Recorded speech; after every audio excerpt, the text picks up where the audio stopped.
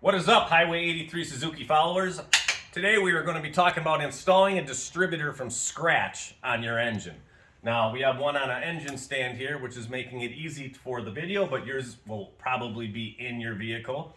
You're probably going to have your timing cover and everything on, but we have that removed to explain everything where it's got to be lined up so you understand. Now, we've made videos on the oil leak in the back, replacing the O-rings.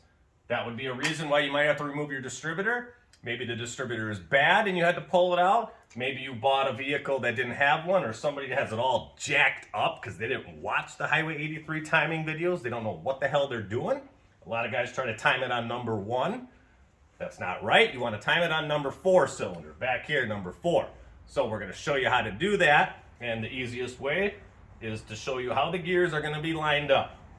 Now, down here on the crank, I've got everything labeled in blue. You see this little guy here. This is going to have to be at 12 o'clock rotated up here. So it's going to line up here. So when the engine shut off, this is just where it landed, and we're going to have to rotate this. Now up here on the cam, we have the cam, the E. This blue line is going to be rotated until it lines up here. So we're going to get our wrench on the crank. We are going to slowly crank the engine over, and you can see everybody's rotating. We're going to get this E. When this E lines up here, this is going to be lined up at 12 o'clock. So take it nice and easy. We're getting there. I got to get my nugget in the way. All right. So now we're at 12, 12, 12, and 12. Everybody's lined up. Now at this time, what is happening inside the engine, the number 4 piston is all the way at the top on the compression stroke. Top dead center. So that's where you want it. And if you don't have this, in our previous videos, there's other ways to determine that. You can put a compression tester in here to know when you're on the compression stroke. You can stick your thumb over it. One way or another, you're going to feel pressure. And then you can stick a screwdriver down and you pull your spark plug out of it. Your spark plug's going to be out of there. You're going to put a screwdriver in and you'll watch it rise up as the piston, and you'll be able to tell when it's at the top, or you can get your eyeball in there and eyeball it. So if you're doing this, you don't need to remove all of this, but this is to explain what's happening in here and how everything's lined up. So you're going to get this at top dead center, number 4 piston, compression stroke. Now we're going to take a break. We're going to rotate the engine, and I'm going to show you what the distributor is happening and how I'm going to pull the distributor out and show you how to stab it, and we'll be right back.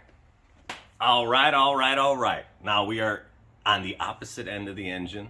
If this is in your car, it's going to be tight to the firewall. So this is a great time for us to show you what it looks like while it's on the engine stand. So now you dialed in everything on the front, so you know number 4 cylinder, top dead center, compression stroke.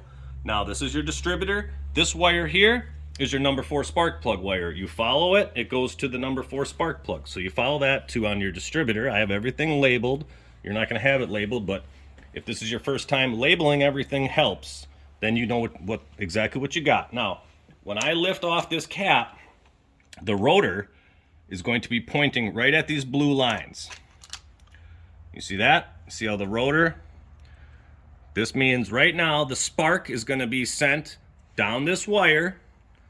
Bang, spark from here, down the wire, into the cylinder that has compressed all the gases at the top dead center. The explosion is going to happen, forcing the piston back down. So I'm explaining to you why all this is going on if you're new to engines. So if this rotor button is anywhere else, it's not going to work. Your car's not going to start. So you need to have the rotor button lined up to this number 4 spark plug wire. Now, let's say you have your distributor out and you have no idea where it goes.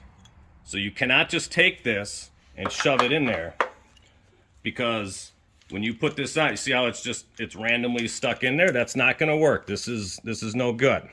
Oh, where is it? So when you put the cap back on here, see, it's pointed at a different wire. This is no good. So what you're going to have to do is this may take several tries. You see all these teeth here? When you stick this down into the distributor housing, there's a gear on the back of the camshaft. This meshes with it, and it's going to spin your rotor button. So when you put it in, it's going to want to spin it a little bit. So we want to get it lined up here. I normally back it off to here, because when you stick it in, it's going to rotate up like that. So we're going to set it. We're just going to guess right there.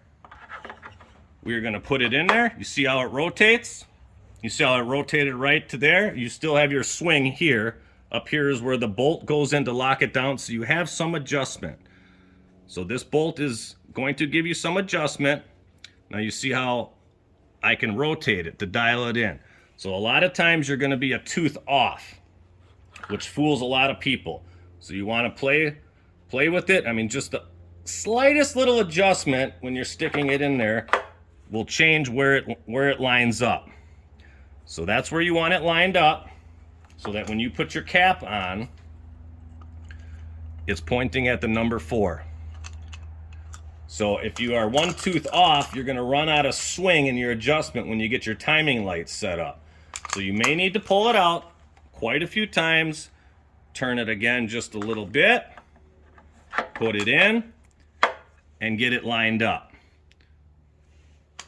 You kind of want it up here. If you can see the camera up here, you kind of want it in the middle here so that you can adjust it. You can see where the old bolt was, so you can adjust it left, right. You got play. If it's maxed out all the way on one side, you're a tooth off because you got no more adjustment. So you kind of want it where it's in the middle and it's lined up with your number 4 plug. Then you are going to put your cap on and it's all lined up. The explosion, the spark's going to be sent at the right time, and you know you're all squared away. Now from there, we're going to make another video at a later date showing how to use the timing light, how to hit your diagnostic plug to turn off the computer and set this and dial it all in. But with this set right here, the car is going to run. You're going to be like, damn, that video was pretty freaking sweet. Showed me exactly how to do it, taught me a lot. And then you can always rotate this real slow and you'll notice the engine running better, running worse. So you dial it in, get it as close as you can, then you're going to move into the timing light step. So this is very important. We get a lot of questions. It's actually very easy, but the first time it's very confusing. So that's where we're at today. Where's my Miller High Life? So make sure you watch the video. Also watch the timing video, the 16 valve engine, and the oil leak video. All 3 of those videos are key and very common problems, and save me some time from texting and phone calls, show you guys how to do this. So watch the video. Thank you guys, and Highway 83, Miller time, baby. Ah, yeah.